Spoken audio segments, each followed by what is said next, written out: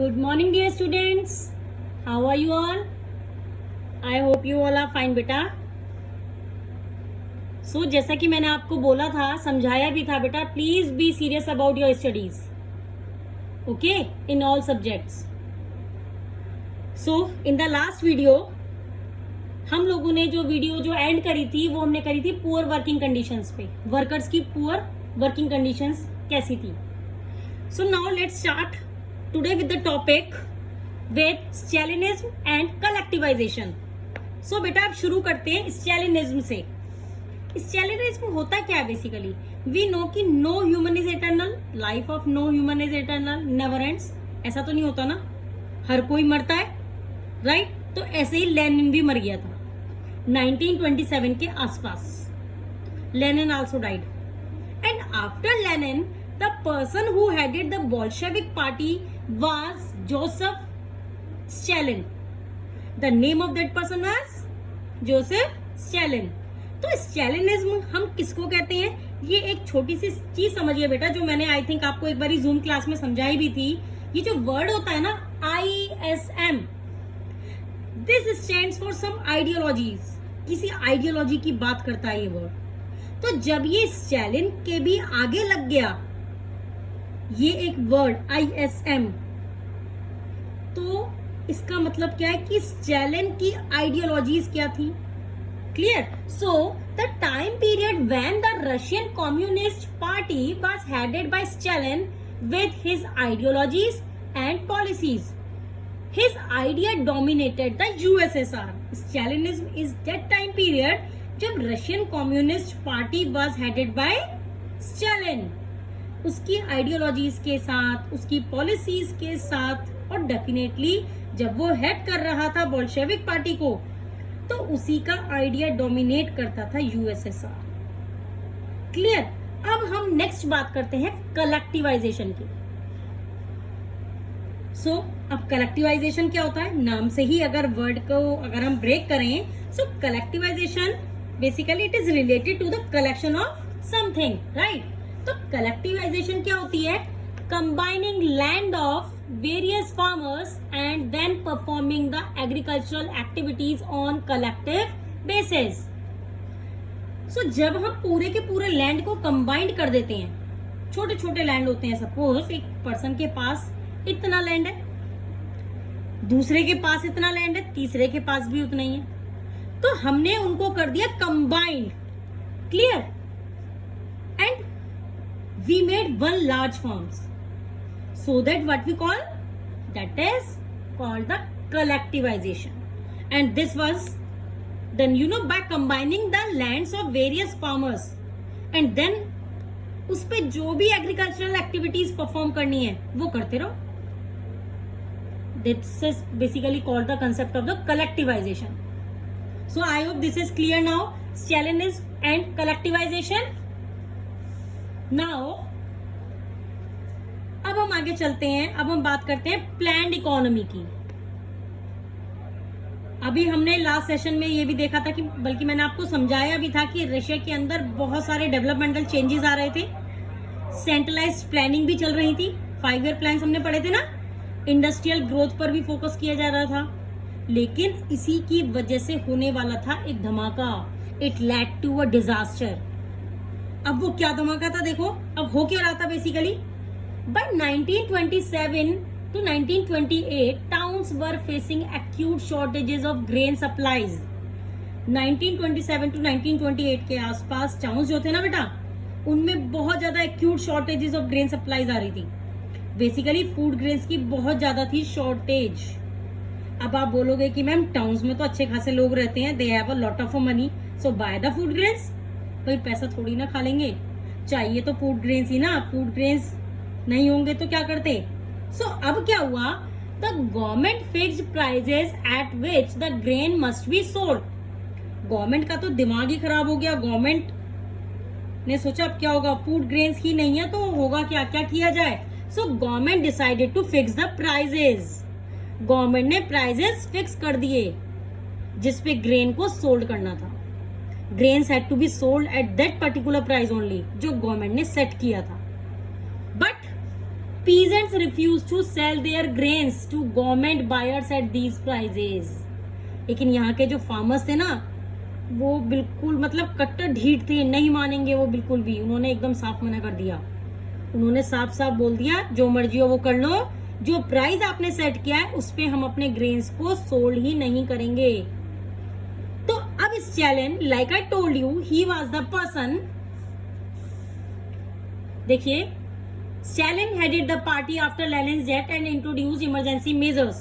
Like I told you, he was the person who headed the party after the death of Lenin. और death of Lenin कब हुई थी? Approximately 1927 के आसपास, जैसा कि मैंने अभी आपको बताया, राइट. उसकी डेथ के बाद ही introduced emergency measures. Emergency measures उसने लेने स्टार्ट कर दिए. वो ना अपने दिमाग में कहानियां बनाता रहता था, पूरी तरीके से सोचता रहता था. हर इंसान की अपनी एक अलग सोच होती है. लेनिन की अलग सोच थी, स्टालिन की अलग सोच थी. अब स्टालिन लेनिन की सोच से तो नहीं चल सकता था, राइट. तो उसकी अपनी अलग सोच थी. और वो क्या थी कि he believed that rich peasants and traders were holding the stocks in the hope of higher prices. वो ये बिलीव करता था, वो बेसिकली अपने दिमाग में अपने आप ही कहानी बनाया जा रहा था. अब उसने क्या कहानी बना रखी थी कि जो रिच पीजेंट्स हैं, जो ट्रेडर्स हैं, were actually holding the stocks in hope of the higher prices. कि बेसिकली क्या होगा, अगर हम स्टॉक को कलेक्ट करके रखेंगे, उसको कलेक्ट करके होल्ड करके रखेंगे, तो जब डिमांड बहुत ज्यादा बढ़ जाएगी तब उसको हायर प्राइस पर बेच देंगे. दे थॉट की प्रॉफिट बढ़ेगा. क्लियर. अपना तो मतलब सीधा सीधा उसके लिए एक उन्होंने ग्रेन्स जो है वो होल्ड करके रख ली. वो ऐसा सोच रहा था. कौन? Stalin. So speculation had to stop and supplies confiscated. So that speculation was doing it had to be stopped, right? तो उसने क्या किया, उसने सोचा कि मैं सारी जितनी भी सप्लाईज होंगी उनको कॉन्फिस्केट कर लूंगा.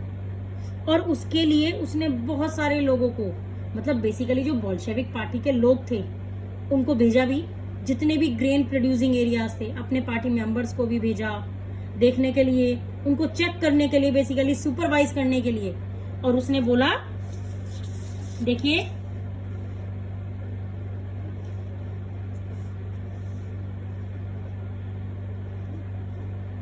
इन 1928 party members toured the grain producing area, जैसा कि मैंने अभी आपको बताया. Supervising enforced grain collections and raiding kulaks. और उसने मतलब सुपरवाइज करने के लिए, चेक करने के लिए बेसिकली अपने पार्टी मेंबर्स को भेजा देखने के लिए. और उसने बोला जहां कहीं पर भी ग्रेन्स वगैरह मिले उसको कलेक्ट कर लेना, उसको अपने अंडर ले लेना.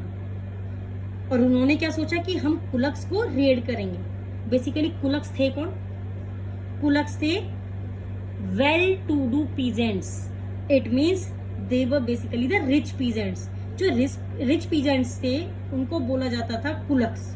तो उन्होंने सोचा कि पुअर पीजेंट्स के पास वैसे ही मतलब मुश्किल से ही अपने 2 वक्त की रोटी वो कमा पाते हैं, कल्टीवेट कर पाते हैं, उनके पास क्या होर्डेड ग्रेन्स होंगे, तो कुलक्स को ही रेड करते हैं. उन्होंने ऐसा ही करा. They raided the कुलक्स.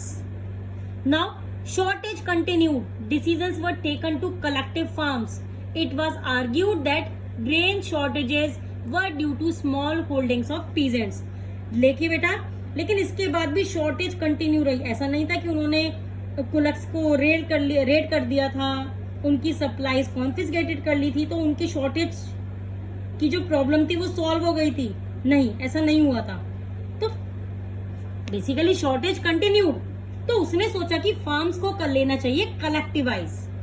अब बेसिकली हुआ क्या, if you remember, October revolution के बाद क्या हुआ था?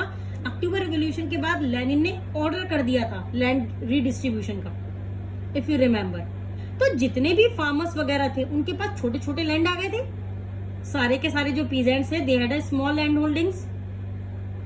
सो ही थॉट दैट कि अगर other than having a small holdings of land, हम सारे लैंड्स को एक साथ कलेक्ट कर ले, या हमें एक साथ कलेक्ट कर लेना चाहिए. And he should then cultivate on the collectivised land. तो 1917 के बाद देखिए, after 1917 land had to be given order to peasants. Like I told you, 1917 के बाद ऑर्डर हुआ था ना. पीजेंट्स को लैंड देने का, रीडिस्ट्रीब्यूट करने का, तो वो हो ही गया था। तो स्टैलिन ने बोला कि कलेक्टिवाइजेशन होनी चाहिए। Then small size peasants farms could not be modernised. उसका एक ये भी मानना था कि स्मॉल साइज जो पीजेंट्स फार्म्स हैं वो मॉडर्नाइज करे ही नहीं जा सकते, ठीक है ना, छोटा सा तो लैंड है। अब इस पे अगर आप बड़ी बड़ी मशीनरी आप फिट करना चाहेंगे तो कहाँ फिट करेंगे, और अगर मान लो बड़ी बड़ी मशीनरी फिट कर भी ली तो कल्टीवेशन कहाँ होगी, कल्टीवेशन तो उतनी रहेगी, कमी रहेगी बेसिकली, क्योंकि वो किस में हो रही है, स्मॉल साइज में।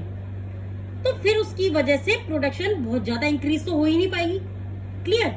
सो to modernise the farms and run them along industrial lines with machinery, it was necessary to eliminate the कुलर्क्स।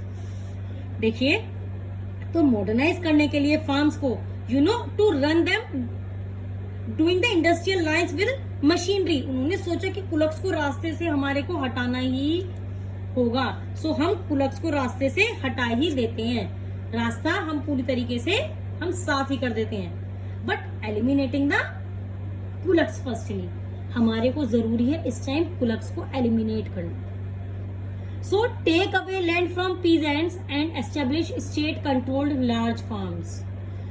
और पीजेंट से भी लैंड ले लेते हैं, उनके पास जो भी छोटे छोटे लैंड्स हैं जो उनके पास हैं वो लैंड भी सारा ले लेते हैं, and state controlled large farms कर लेते हैं एस्टेब्लिश।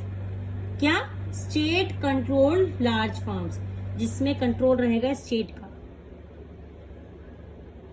और उन्होंने ऐसा करा भी। अब क्या हुआ, तभी तो कलेक्टिवाइजेशन पॉलिसी आई, क्योंकि सभी चीजें क्या कर ली गई, लैंड पीजेंट से जितनी भी छोटी छोटी लैंड थी वो सभी ले ली गई, and establish state controlled large farms. But देखिए अभी क्या हुआ, From 1929, peasants were forced to cultivate on collective farms, that is basically known as kolkhoz.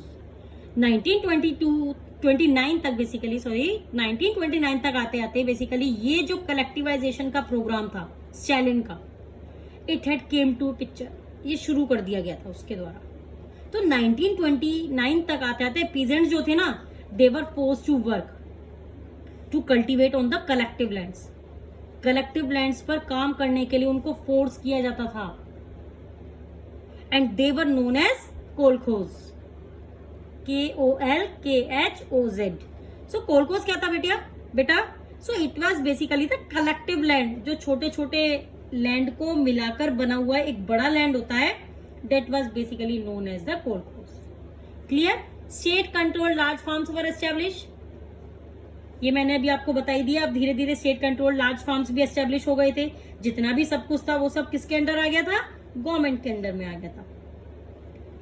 Peasants worked on the land and the kolkhoz profit was shared. तो उस land पर peasants को काम करना पड़ता था और जो प्रॉफिट आता था वो सब में डिवाइड कर दिया जाता था। सो नाउ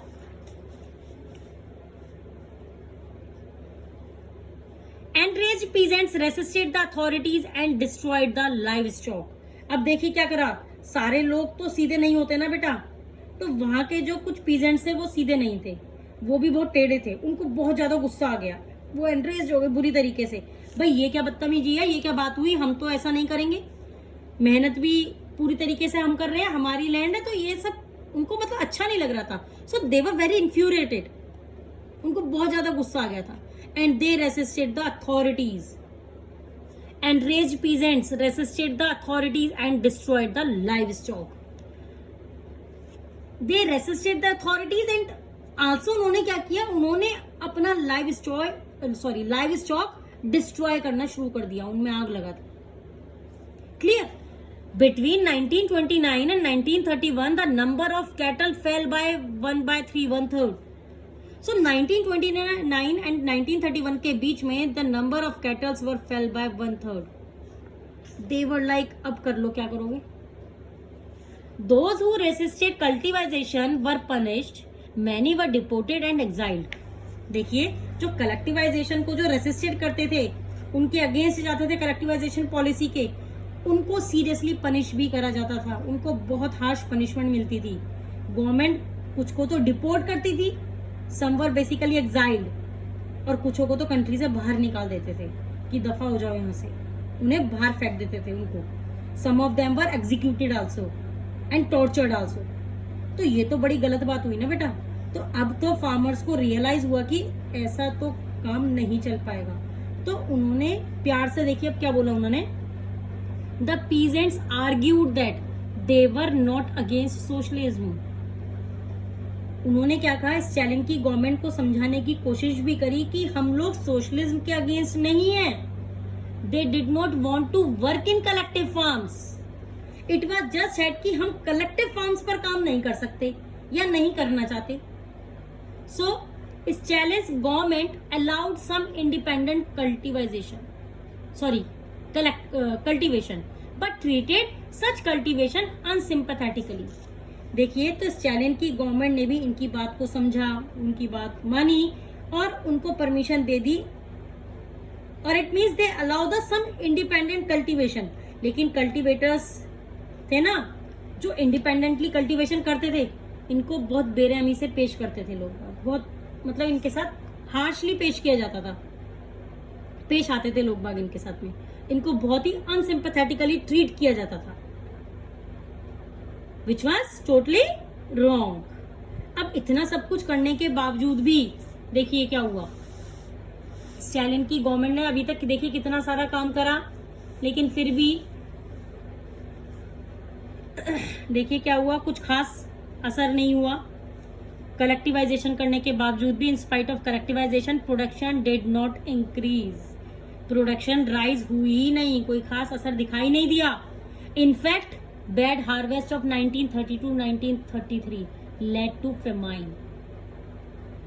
देखिए इतना ज्यादा बैड हार्वेस्ट था ना कि 1932-1933 के बीच में इस डिवास्टेटिंग फेमाइन में पूरी तरीके से एक फेमाइन आ चुका था। Near about 4 million peoples died. It means आप समझ लीजिए 40 lakhs पीपल्स वर डाइड। तो बड़ी टेंशन वाली सिचुएशन आ गई थी कि इतने सारे पीपल्स हैड डाइड, तो अब क्या होगा। अब हुआ क्या, basically many peoples criticise industrial production under planned economy and consequences of collectivisation. उसकी पार्टी में से ही, एंड बोल्शेविक्स में जो मतलब पार्टी में थे, बेसिकली जो इस चैलेंज की पार्टी में थे, बहुत सारे लोगों ने इंडस्ट्रियल प्रोडक्शन को, कल्टिवाइजेशन को क्रिटिसाइज भी करा, अपोज करा। तो अब देखिए, इस challenge charge them with conspiracy against socialism. तो अब इस चैलेंज और उसके सिंपैथाइजर्स ने बहुत स्मार्टली, बड़ी चालाकी से क्या किया, उन्होंने बोला कि ये इन लोगों की चाल है, they are conspiracy about the socialism. बल्कि और जो लोग क्रिटिसाइज कर रहे थे उन्हीं के ऊपर ही चार्ज लगा दिया। क्लियर। एक्यूजेशंस वर मेड, उन पर इतने गंदे गंदे मतलब आरोप लगाने शुरू कर दिए। एक्यूजेशंस का मतलब होता है आरोप लगाना बेटे, basically allegations. By 1939 over 2 million peoples were in prison और लेबर कैंप्स। इनफैक्ट 1939 तक आते आते over 2 million peoples were in prison, उनको जेल में डाल दिया था, उनको लेबर कैंप्स में भेज दिया गया था। Most of them were innocent. उनमें जो बेटा मोस्टली लोग थे, they were very very innocent, उनकी कोई गलती नहीं थी, उन्होंने कुछ नहीं करा था। एंड उनको इतना ज्यादा टॉर्चर्ड करते थे, some of them were executed, and उनमें से तो बहुत ज्यादा को तो बहुत ब्रूटली ट्रीट करते थे, मारते थे उनको। And they were many peoples were forced to make a false confessions, they were forced to make a false confession और रॉन्ग कन्फेशन, उनसे रॉन्ग कन्फेशन या फॉल्स कन्फेशन करवाते थे। तो ये तो भाई टोटली गलत ही हो रहा था ना, राइट। सो इनफैक्ट अगर आप सोचोगे, इनमें ऐसे भी बहुत ही मतलब जो यहाँ पर many of them were innocent वाली बात है, मैं उसमें आपको बता रही हूँ कि इसमें कुछ ऐसे भी लोग थे जो बेटा टैलेंटेड आर्टिसंस थे, they were smart people also, a lot of them were trained professionals also. But party को तो भाई अपने रूल के आगे कुछ दिखाई नहीं दे रहा था ना। So these were basically about this challenge government. अब नेक्स्ट आया हमारा topic, that is the global influence of the Russian revolution and the USSR. बेटा इस टॉपिक से पहले तक जनरल आपका जो एक मेन चैप्टर था, सेकेंड पार्ट रशियन रेवोल्यूशन का, वो खत्म हो गया आपका। और बेसिकली अगर अब हम कहें तो चैप्टर भी ऑलमोस्ट आपका खत्म हो चुका है, क्योंकि अब ये जो नेक्स्ट टॉपिक है वो बेसिकली हम उसमें अब आगे का ग्लोबली इन्फ्लुएंस पढ़ेंगे जनरली। बस ऑलमोस्ट चैप्टर हमारा खत्म हो चुका है। क्लियर? तो बेसिकली अभी तक हमने पढ़ा कि रशिया के अंदर क्या क्या चेंजेस आए थे, बहुत सारे इवेंट्स हुए थे, रिवोल्यूशंस भी आया था, है ना, रिवोल्यूशन आए थे ना, फेब्रुअरी रिवोल्यूशन, अक्टूबर रिवोल्यूशन। सो रिवोल्यूशन के बाद बहुत सारे डेवलपमेंट्स भी हुए थे कंट्री के अंदर। लेकिन अब हम ये पढ़ने वाले हैं कि इसका ग्लोबली मतलब ग्लोबल लेवल पे ऑन द वर्ल्ड क्या इन्फ्लुएंस आ रहा था रशियन रेवोल्यूशन का, यूएसएसआर का, बेसिकली जो सोवियत यूनियन उन्होंने बनाई थी रशिया में, उसका क्या इन्फ्लुएंस पड़ा पूरे वर्ल्ड पर on a world level. Clear? तो सबसे पहले तो क्या था, जितनी भी सोशलिस्ट पार्टीज थी ना, देखो बेटा again everybody has a unique thinking, हर कोई हर एक चीज पे एग्री नहीं कर सकता। तो यहाँ पर भी यही हो रहा था, यहाँ पर भी मिक्स रिएक्शंस के लोग रह रहे थे, मिक्स रिएक्शंस ऑफ पीपल, यहाँ पर भी मिक्स रिएक्शंस के लोग थे। सो existing parties in Europe did not completely approve the way Bolsheviks took over. Socialist parties थी जो यूरोप के अंदर, वो पूरे तरीके से होली मतलब 100% अप्रूव नहीं करती थी बोल्शेविक पावर्स को। पढ़ा था ना हमने। तो कुछ ऐसी भी कंट्रीज थी, communist parties were formed in many of the countries. ऐसी भी हमारे पास कुछ ऐसी कंट्रीज थी, इन्फ्लुएंस की उन्होंने, अपने ही कम्युनिस्ट पार्टीज उन्होंने फॉर्म कर ली अपनी कंट्री में। कुछ ऐसे भी थे like the communist party of great Britain, इसका बहुत ही बढ़िया एग्जांपल है communist party of great Britain. Great Britain ने रशिया के सोशलिज्म को देखते हुए अपने यहाँ पर फॉर्म करी कम्युनिस्ट पार्टी। आई होप इतना क्लियर होगा आपको, क्योंकि इसमें कुछ भी ऐसा बताया नहीं गया, एक जनरल इन्फ्लुएंस लेवल बताया गया है ग्लोबली लेवल पे। So spread of socialism by Bolsheviks. अब देखिए सोशलिज्म किस तरीके से स्प्रेड हुआ था।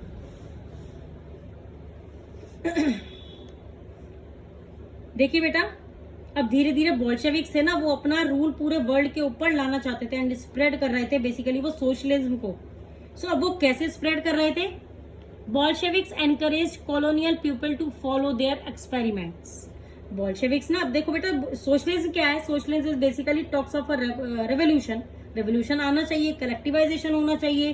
तो ऑलरेडी जो कॉलोनाइज्ड पीपल हैं उनको तो रेवोल्यूशन चाहिए ना अपने आप को फ्री करवाने के लिए, they need that revolution. So many non-Russian participated in the Conference of People of the East 1920। अब क्या था, उन्होंने एनकरेज करने की कोशिश करी हमारी तरह ऐसे सोशलिस्ट पार्टी कर लो फॉर्म। इसके अलावा नॉन रशियन, मतलब ऐसे नॉन रशियन थे जिन्होंने पार्टिसिपेट करा in the conference of the people of the east 1920। Basically Russia के लोगों ने कॉन्फ्रेंस करी थी, उसमें उन्होंने पार्टिसिपेट भी करा। So Bolsheviks founded Comintern and international union of pro Bolshevik socialist party. साथ ही साथ बोल्शेविक्स ने कॉमिंटर्न भी बनाई थी।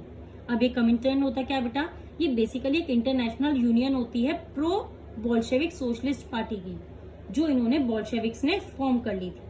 अब क्या हुआ, अब बेसिकली कुछ लोग ऐसे भी थे जिन्होंने एजुकेशन भी रिसीव करी थी। एजुकेशन कैसे रिसीव करी थी? Some received education in USSR communist universities of the workers of the east. जो रशिया की यूएसएसआर की communist universities of the workers of the east. If you remember बेटा, हमने डिस्कस किया था कि उन्होंने यूनिवर्सिटीज बना ली थी and the farmers and the workers were also access to go and study in that university, right. तो बहुत सारे लोग ऐसे भी थे that they were more receiving education in this USSR communist university of the workers of the East. बहुत सारे ऐसे वर्कर्स थे जिन्होंने इस जगह पर एजुकेशन को रिसीव किया था। Clear? And yet by 1950s it was acknowledged that USSR governing style was not up to the ideas of Russian Revolution। And जब तक बेसिकली सेकेंड वर्ल्ड वॉर का टाइम था, उसका आउटब्रेक होने वाला था, तो यूएसएसआर ने ग्लोबल लेवल पे अक्रॉस द वर्ल्ड सोशलिज्म को फैला दिया था, उसका आइडियाज बहुत ज्यादा स्प्रेड कर दिया था। लेकिन फिर भी by the 1950s it was acknowledge किया गया, माना गया कि यूएसएसआर का गवर्निंग स्टाइल है that was not up to the ideas of Russian revolution. And then क्या हुआ, वर्ल्ड सोशलिस्ट मूवमेंट हुआ। एंड देन उसमें क्या हुआ था, वर्ल्ड सोशलिस्ट मूवमेंट में उसमें उन्होंने भी ये बोला था कि सोवियत यूनियन के साथ कुछ ना कुछ तो दिक्कत है। तो उन्होंने बेसिकली ये रिकॉग्नाइज करा कि a backward country had became a great power.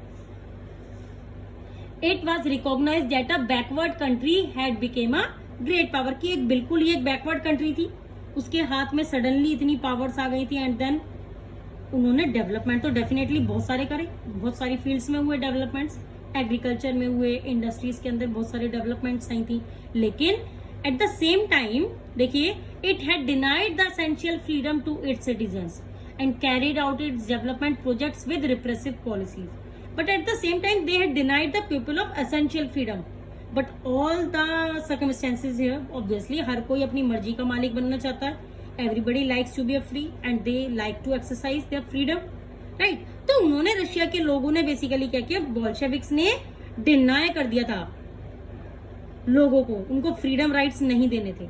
हर चीज में तो अपना रौब जमाते थे, तो हर चीज तो अपनी पावर चलाते थे, right? So they were not given and deny the freedom rights to its citizen. And in fact जो भी उन्होंने डेवलपमेंटल प्रोजेक्ट्स भी करे, डेफिनेटली बहुत ज्यादा डेवलपमेंटल एक्टिविटीज हुई थी, इंडस्ट्रीज बहुत ज्यादा ग्रो कर रही थी. लेकिन अगर आपको याद होगा, मैंने आपकी एक लास्ट लेक्चर में एक चीज बताई थी आपको कि कितने गंदे वर्किंग कंडीशंस थे. Under poor working conditions the workers were working. In fact they were given the quarters to live, but 4th floor तक अगर उनको एक बेसिकली उनको वॉशरूम यूज करना है, if they want to use the toilets, so 4th floor से नीचे आके वो रोड क्रॉस करके, मतलब इतनी दूरी, तो भाई वॉशरूम था दूरी पर, राइट? तो बहुत ज्यादा डिफिकल्ट था, बहुत ज्यादा रिप्रेसिव पॉलिसीज थी कि वो उस अंडर डेवलपमेंटल प्रोग्राम से कैरिंग आउट करे गए, बहुत ज्यादा. एंड देन इवेंचुअली देखिए अब क्या हुआ. By the end of 20th century, the international reputation of the USSR as a socialist country had declined. अब देखिए क्या हुआ बेटा. By the end of the 20th century, जो international reputation थी USSR की as a socialist country, वो धीरे धीरे डिक्लाइन होती जा रही थी. लेकिन अगेन हर चीज के अपने अलग आइडियाज होते हैं, सबकी सोच होती है. तो यहाँ के रशिया के भी ऐसे बहुत सारे लोग थे जो सोशलिज्म को बहुत ज्यादा रेस्पेक्ट करते थे, उनके आइडियाज को बहुत ज्यादा रिस्पेक्ट करते थे एंड उनको प्रैक्टिस में भी लेकर आते थे, उनको प्रैक्टिस करते थे. लेकिन हर एक कंट्री के अपने अलग अलग आइडियाज थे.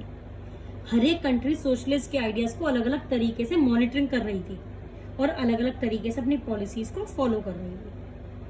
आई होप आपको ये बेटा चैप्टर समझ में आ गया होगा, क्योंकि आज जो अभी हमने पढ़ा है ये ग्लोबली इन्फ्लुएंस था, ये रशियन रेवोल्यूशन का एंड यूएसएसआर का, कि क्या इम्पैक्ट पड़ा पूरे ग्लोबली. ठीक है, इंडिया के ऊपर भी इनफैक्ट हमारा जो इसका इन्फ्लुएंस पड़ा था रशियन रेवोल्यूशन और यूएसएसआर का, वो भी बहुत ज्यादा पड़ा था. जो रविन्द्रनाथ टैगोर थे हैड गॉन टू रशिया.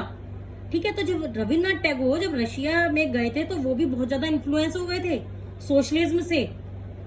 उन्होंने उनके आइडियाज से basically when he came back to India he also had put forward the ideas of socialism, कि सोशलिज्म की प्रैक्टिस हमारे को भी फॉलो करनी चाहिए. ठीक है, आई होप बेटा आपको ये चैप्टर समझ में आ गया होगा. थोड़ा सा लेंदी था पर डिफिकल्ट नहीं था, थोड़ी बहुत डिफिकल्ट टर्म्स थी, बट वो हमारे को याद रखनी है क्योंकि 1 मार्क्स में कुछ भी आ सकता है. Clear? So now with this point your chapter has been completed. Good bye, take care, have a nice day बेटा.